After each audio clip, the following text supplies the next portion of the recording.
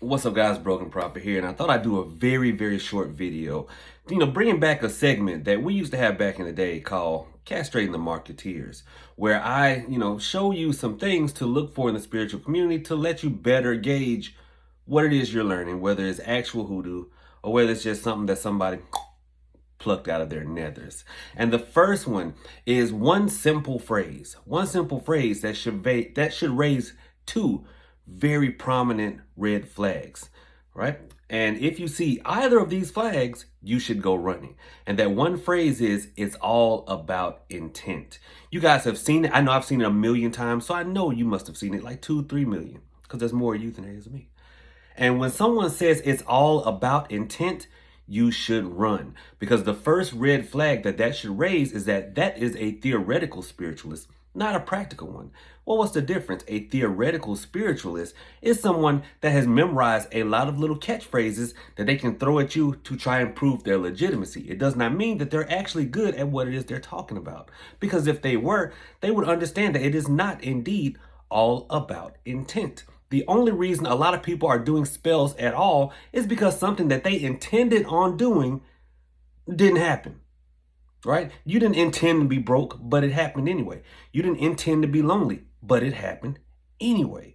The only reason you're doing a spell in the first place is because you intended on something, it did not happen. So it is not therefore all about intent. Why is your intent didn't mean a hill of beans back then, but now for some reason it's all about intent. If you hear that, you're dealing with a theoretical spiritualist and not a practical one, because a practical spiritualist gets results. Red flag number 2 is an inexperienced spiritual person. I won't even say spiritualist. When we're young, we have a lot of ideas and ideals. When we get a little bit older, the world kind of tells us that that's not really the move. Okay, so I say that to say you don't want Doogie Howser operating on you. You don't want a 12-year-old in the pulpit preaching to you. Why? It has nothing to do with their level of intelligence, has nothing to do with their level of knowledge, but it does have something to do with their lack of experience in the real world. When someone tells me it's all about intent, that tells me that that's normally some 20-year-old, maybe a little bit younger, who does not know how the real world operates.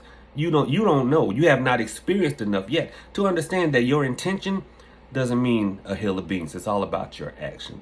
All right, guys, Broken Prophet here with Castrating the Marketeers. Let me know if you want to hear more of this stuff. Prophet out. Whoa, wait a minute. Prophet not out. I always give you guys a working, and I totally forgot this time. Got to go feed my nephew. But anyway, the key in discovering marketeers is discernment. And there's no greater root for discernment than Solomon's seal root, like King Solomon, Solomon's seal root. Solomon was the wisest man in the Bible, and the root can impart a bit of his wisdom to you. Now, this isn't just for marketeers, it's for wisdom in life. Now, it comes in 2 different forms. You've got the grated, kind of looks like shredded cheese form, and then you've got the bigger pieces like this. It doesn't matter which one you get. Does not matter.